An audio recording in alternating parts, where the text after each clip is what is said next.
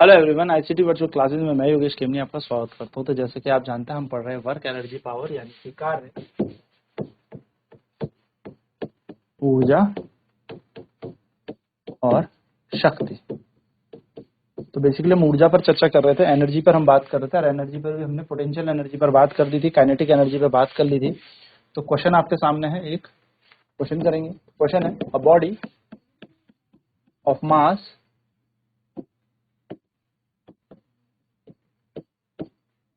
30 kg is moving with a velocity of 60 meter per second. After some time, it is found that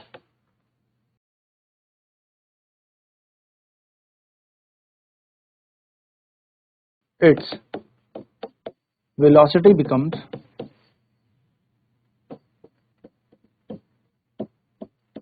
90 meter per second. Find the amount of work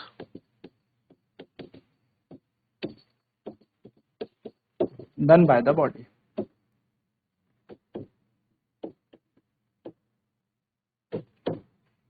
क्या कह रहा है, एक 30 kilo की वस्तु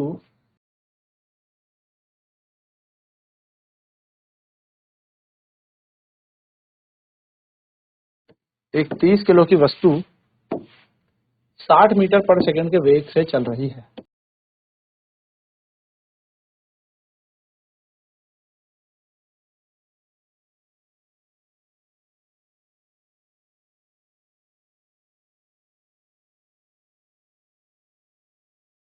कुछ समय बाद इसका वेग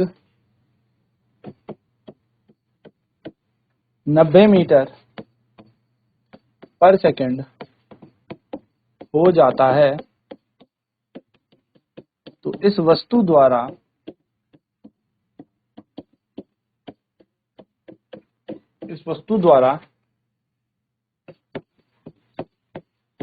किया गया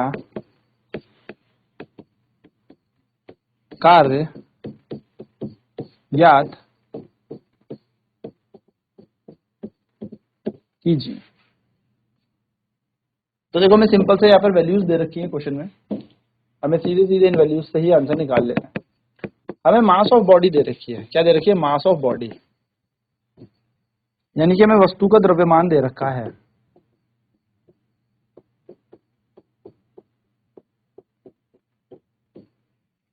m बराबर हमें दे रखा है 30 किलो। 30 किलो इसका मास है। साथ ही साथ हमें यहाँ पर क्या दिया है? हमें यहाँ पर वेलोसिटी दे रखी है ना। देखो, हमें यहाँ पर दे रखी है इसकी इनिशियल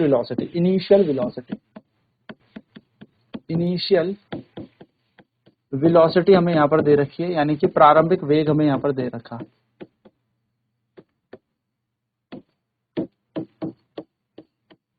u बराबर दे रखा है 60 metre per second. Final velocity भी हमें यहाँ पर दे रखी है।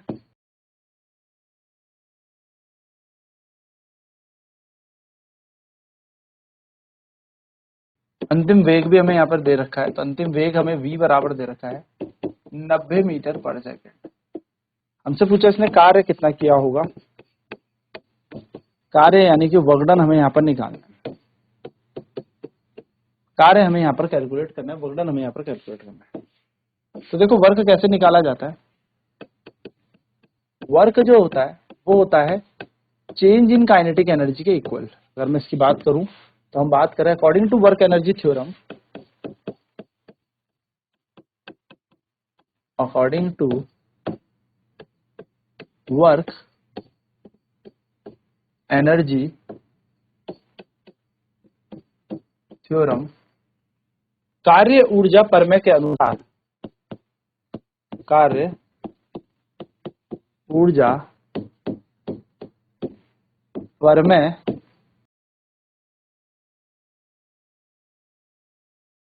के अनुसार वर्क जो होता है वो होता है चेंज इन काइनेटिक एनर्जी के बराबर, चेंज इन काइनेटिक एनर्जी के समान। यानी कि जो कार्य होता है वो गतिज ऊर्जा में अंतर के समान है ना। कार्य जो होता है वो गतिज ऊर्जा में अंतर के समान होता है, डिफरेंस के बराबर होता है। तो अगर हम यहाँ पर वर्क देखें तो वो चेंज इन काइनेटिक एनर्जी निकल जाएगा, यानी कि kinetic energy final minus kinetic energy initial. भाई चेंज का मतलब क्या होता है? अंतिम गतिज ऊर्जा माइनस प्रारंभिक गतिज ऊर्जा, है ना, यही तो होगा। Final kinetic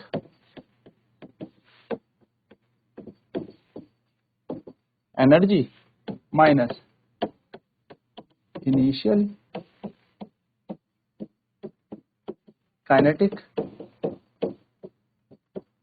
energy. यानी कि कार्य किसके समान हो जाएगा? अंतिम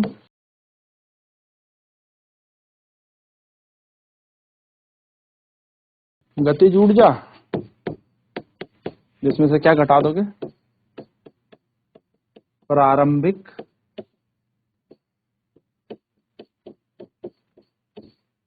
गतिज ऊर्जा।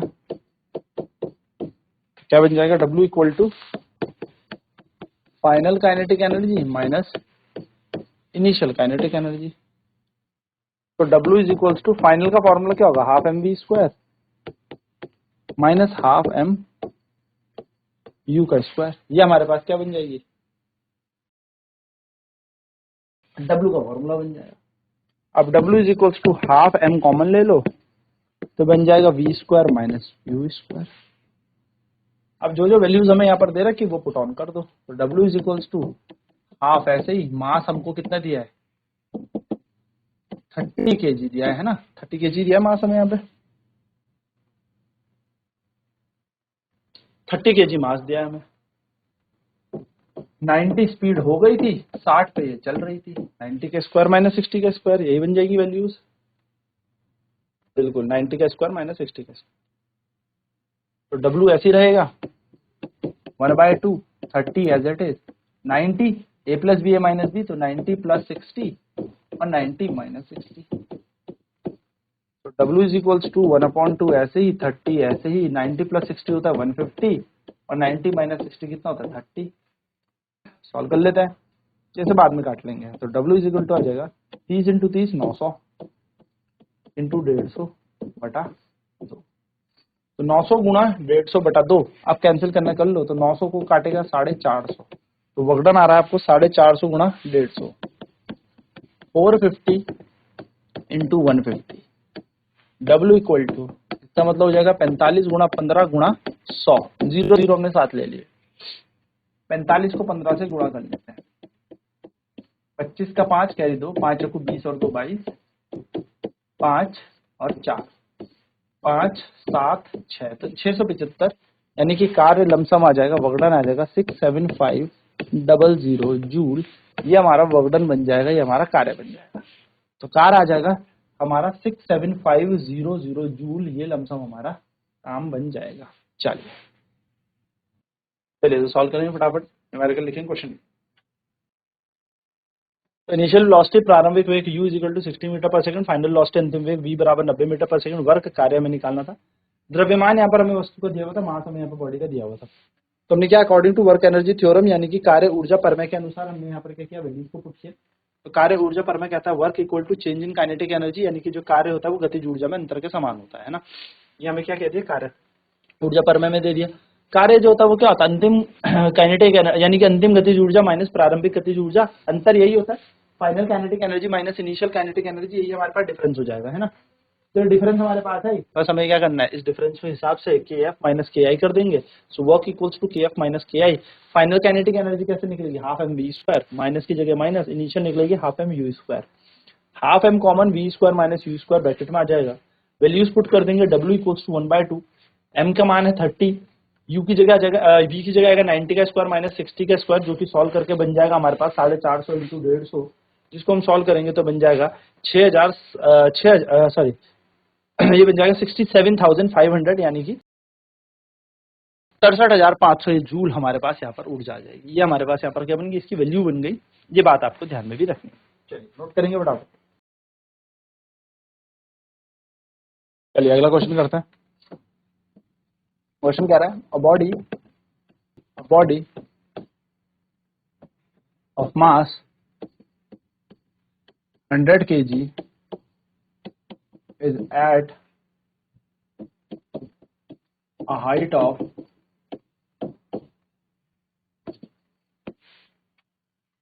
70 meter above the earth surface. A body of mass 100 kg is at a height of 70 meter above the earth surface. Find the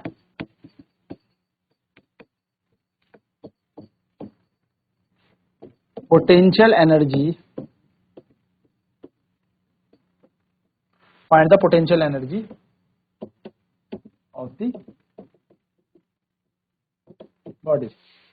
क्या कह रहा है, एक 100 किलो द्रव्यमान की वस्तु पृथ्वी की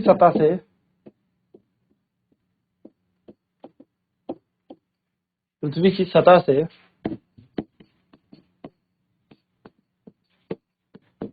70 मीटर ऊपर है। इस वस्तु में कितनी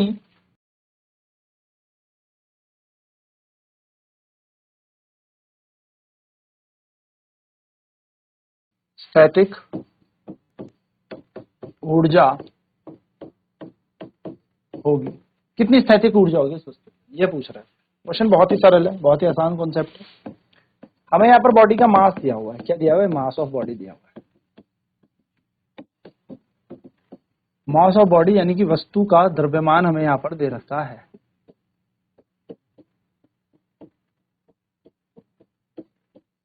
m बराबर मास ऑफ बॉडी हमें दिया है 100 किलो। हाइट हमें यहाँ पर दे रखी है, वस्तु की हाइट, किस ऊंचाई पर हमने इस वस्तु को रखा है। 70 मीटर की ऊंचाई पर हमने इसे रखा है। 70 मीटर की ऊंचाई पर हमने इसे रखा है। मान लेते हैं हमें यहाँ पर ग्रेविटी नहीं दी, तो हम ग्रेविटी को कंसीडर कर लेते हैं। हम कह सकते हैं एक्सेलरेशन ड्यू टू ग्रेविटी।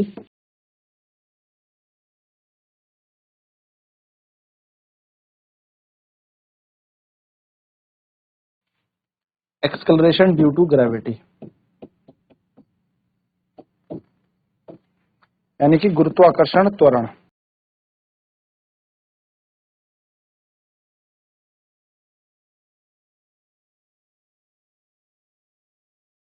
जी बराबर दे रखा है हमें 9.8 मीटर पर सेकंड स्क्वायर। नहीं दे रखा तो हमें याद है इसकी वैल्यू इतनी होती है। पोटेंशियल एनर्जी हमें यहाँ पर निकालनी है। पोटेंशियल एनर्जी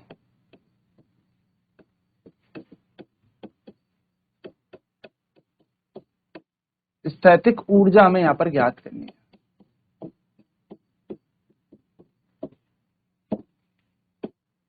तो U बराबर होता है फॉर्मूला mgh।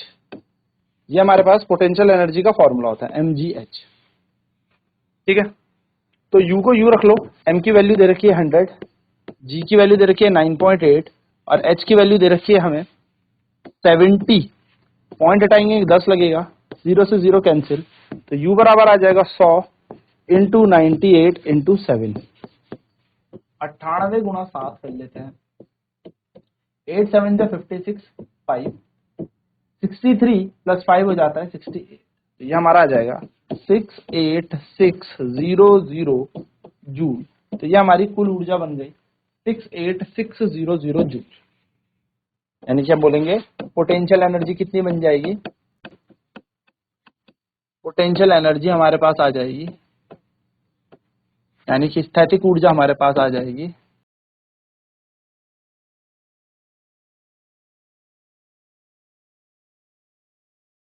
U बराबर 68600 जूल, 68600 जूल। ये हमारी पोटेंशियल एनर्जी स्थैतिक ऊर्जा आ जाएगी। चलिए नोट करेंगे इस क्वेश्चन को भी। तो हमने यहाँ पर पोटेंशियल एनर्जी निकालनी है, स्थैतिक ऊर्जा निकालनी है, तो U बराबर mgh सूत्र होता है हमारे पास। m की जगह लगाया 100, g की जगह लगा दिया 9.8 और h की जगह लगा दिया हमने 70 क्योंकि हमें साइड 70 दे रही है। पॉइंट हटा 10 आया, 0 से 0 कैंसिल हो गया तो बचा 100। 98 98 इंटू 7, तो 98 इंटू 7 हो जाएगा हमारे पास 686 एंड 2 0 हमारे पास थे, तो ये बन जाएगा 68,600 जूल हमारे पास यहाँ पर एनर्जी आ जाएगी। ये हमारे पास यहाँ पर ऊर्जा बन जाएगी। हम बोलेंगे पोटेंशियल एनर्जी स्थैतिक ऊर्जा हमारी कितनी आ गई, 68,600 जूल हमारे यहाँ पर टोटल एनर्जी आ गई। चलिए नेक्स्ट क्वेश्चन करेंगे, एक आसान सा क्वेश्चन और। Body of mass 30 kg is moving with velocity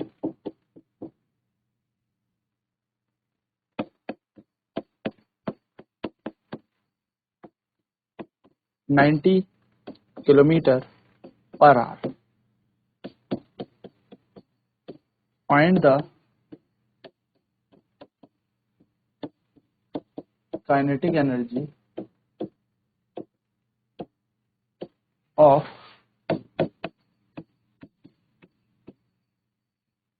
the body। क्या कह रहा है, एक 30 किलो की वस्तु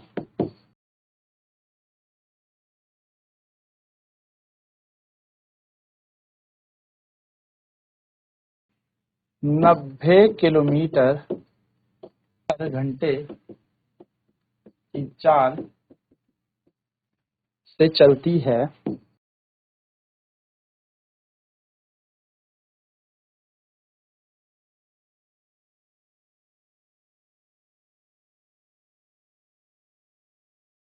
इस वस्तु की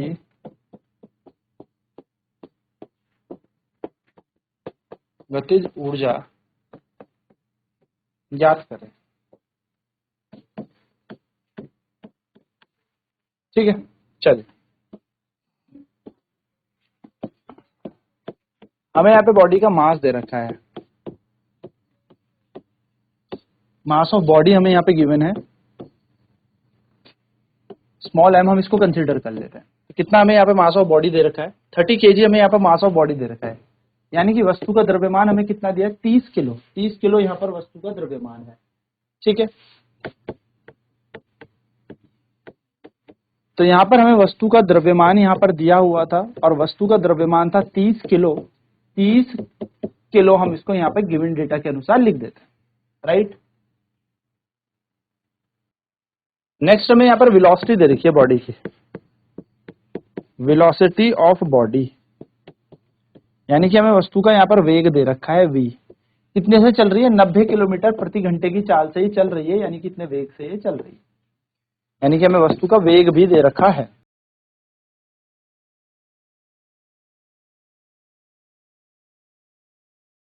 कितना, 90 किलोमीटर प्रति घंटा। हम इसको मीटर पर सेकंड में बदलता है, तो convert into metre per second, यानी कि मीटर पर सेकंड में इसका परिवर्तन करते हैं। तो हमें पता है वेग हमें दे रखा है 90 किलोमीटर पर घंटा, यानी कि 90 किलोमीटर का मतलब होता है 1000 और घंटे में आएगा 60 गुणा 60, है ना। 1 घंटे के अंदर 60 सेकंड और किलोमीटर के अंदर 1000 मीटर। सॉल्व कर लेते हैं, एक जीरो से एक जीरो कैंसिल हो गया, एक जीरो से एक जीरो कैंसिल हो गया,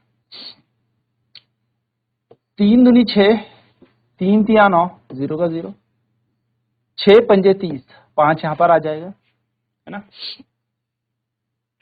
फिर से देख लेते हैं 30, अगर हम देखें 3 तिया 9, जीरो का जीरो, 3 दूनी 6, ठीक। एक सेकंड दोबारा से इसको कैलकुलेट कर लो, 90 ऐसे ही, 1000 ऐसे ही, यहाँ पर आएगा 60 गुणा 60।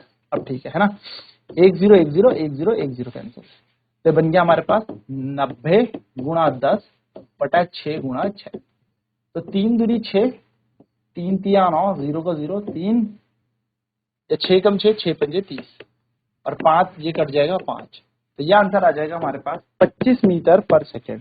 तो वेग हमारा बन गया मीटर पर सेकेंड में कितना, 25 मीटर पर सेकेंड। हमें गतिज ऊर्जा निकालनी है, काइनेटिक एनर्जी निकालनी है। तो काइनेटिक एनर्जी क्या होती है, काइनेटिक एनर्जी यानी कि गतिज ऊर्जा होती है, वो होती है हाफ इंटू मास का मास इंटू वेलोसिटी स्क्वायर, है ना। यानी कि जो गतिज ऊर्जा होती है वो क्या होती है हमारे पास, गतिज ऊर्जा का सूत्र होता है आधा गुणा द्रव्यमान गुणा वेग का वर्ग। तो k बराबर half m v square, half ऐसे ही m। अब m कितना दिया देखो क्वेश्चन में, m हमें दे रखा है क्वेश्चन में 30, तो हाफ इंटू 30 v का स्क्वायर, यानी कि v है हमारे पास, अभी हमने निकाला 25, तो 25 का स्क्वायर बन जाएगा। तो सॉल्व कर लेते हैं, ये इसको कैंसिल करेगा 15 टाइम्स, तो k बराबर आ जाएगा 15 और 25 का स्क्वायर होता है 625, तो k बराबर आ गया 625 गुणा 15। अब इसे हम मल्टीप्लाई कर लेते हैं, गुणा कर लेते हैं, तो 625 और 15, तो 5 पंजे 25, 2 5 दूनी 10 और 2 12 का 2 कैरी 1, 5 6 30 और 1 31, 5 2 6, 5 7 3 9। तो ये आ जाएगा हमारे पास k बराबर 9375 जूल, इतनी जूल की ऊर्जा हमारी बन जाएगी। तो सिंपल ये क्वेश्चन था, सिंपल तरीके से फॉर्मूले में वैल्यूज रख के आपको आंसर मिल गया। तो आई होप ये चीज क्लियर होंगी। आज की क्लास में इतना ही, नेक्स्ट क्लास में हम इसमें और प्रश्न करेंगे, इसके आगे के क्वेश्चन करेंगे। तो आईसीटी वर्चुअल क्लासेस में जुड़ने के लिए बहुत बहुत धन्यवाद। आपका दिन शुभ हो।